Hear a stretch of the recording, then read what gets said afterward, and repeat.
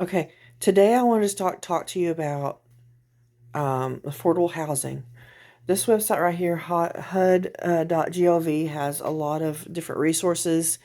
They're the ones that where the government sends or allocates monies to go to the states to help you um, with all kinds of needs. LIHEAP, or which is for your utility bills, um, or low income housing, people that are disabled, senior citizens, or just people that have families, or just even an individual that has low income. You can go here. It gives you a lot of good resources on how to go to those places near your city or in your town and apply for those. Generally, if you're in a rural area, it is going to be more difficult to find housing, or at least low income housing, because the demand is higher, in my opinion, because the resources are more scarce. So naturally, the closer you get to a bigger city, the more chances you'll have to find rental assistance or home owner assistance. They do have some relief for homeowners if you are struggling to make your mortgage payments. Ever since COVID happened, there's been a lot of, funds that's been, as you know, in the news, it's been allocated to go out. But this is an interesting way if you are below the poverty line for some reason.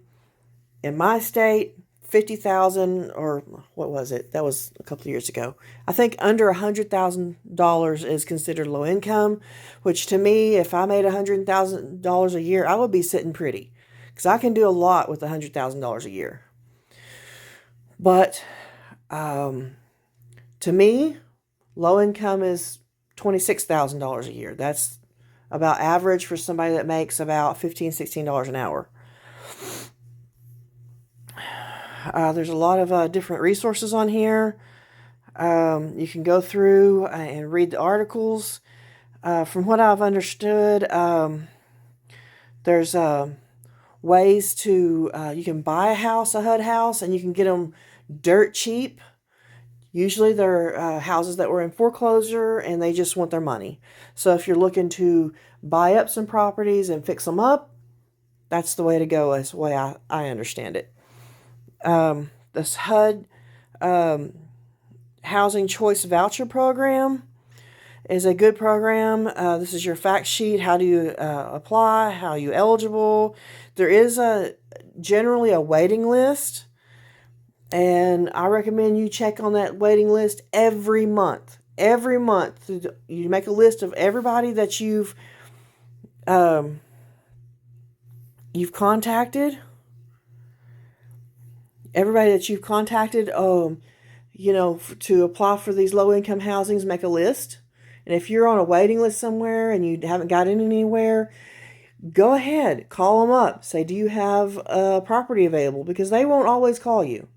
You might be on a waiting list, but don't expect them to call you. Be proactive. Call them every month. Do you have a space for me yet? And if it's kind of like one of those situations where beggars can't be choosers. If you need a place to live, like whether you're near homeless or you're couch surfing or you are homeless or whatever your situation is, if you're low income, and naturally nobody wants to live in so-called a bad neighborhood, I guess. But I'm just saying, beggars can't be choosers. Get yourself in a house. Get yourself established if that's what your goal is. Just live there and deal with it until you have the money saved aside to move out and to get you a better place.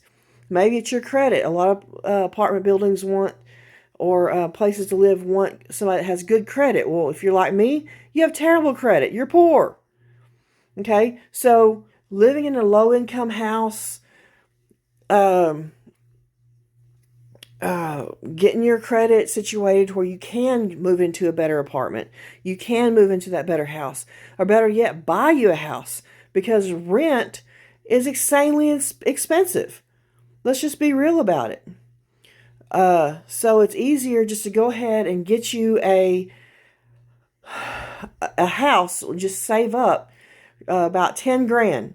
If you work all year and you have kids, take that money that you get from, once your credit is fixed.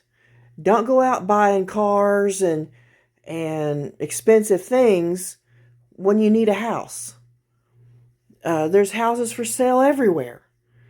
And with the right resources, such as this HUD, and you can get all kinds of loans through the government.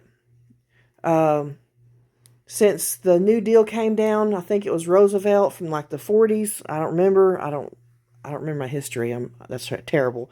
But anyways, when the New Deal came down, he wrote a whole bunch of new laws to help homeowners. Well, those laws are still in effect. And yes, because of COVID, there has been a lot of changes and positive changes, especially for those that are low income or unemployed or struggling in some kind of way. You can still get help. There's help out there. And this is a good place to start. Ignore all the other websites that promise you this, that, and the other. Go to the government website, and if you're Native American, even better, you can go to your tribe, and they can also help you with other resources. I'm Choctaw. I'm from the Choctaw Nation of Oklahoma, and with my particular tribe, they send out COVID monies, monies to help you with your kids. There's a Johnson O'Malley program to help you with school supplies, and that happens about once a year. There's all kinds of programs through your tribe. So reach out. Go to your tribe. Go to your tribe's website. Apply for all the assistance that you can, because every little bit helps. And some of those programs, at least for my tribe, are not income-based. So it doesn't really matter how much money you get. If you make $50,000 a year and you're doing okay, every $100 for your kid helps. Every $100 worth of food helps. And that's a lot of money when you don't have a lot. All right. So just keep going and just look at all this, all these questions that people have asked about these HUD vouchers. There is a waiting list. There is a crisis. There's a housing shortage. But get your name on that waiting list. Stay updated with it. Be proactive in, just because you're poor doesn't mean, or just because you're low income, doesn't mean you should just sit back and just be like, oh, well, No. Get in there. Get that paperwork done.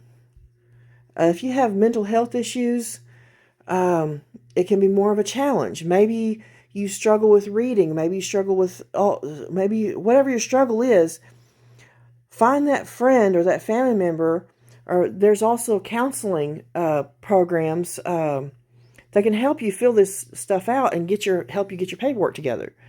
The key is to be organized. I'm not the best person to talk to about being organized, but seriously, sit down, make your list, and go through what you need to fill out and the paperwork that you need to get together to be able to get on that list and get your name and get you in somewhere. All right, well, that's all I got to say for today. Have a good day.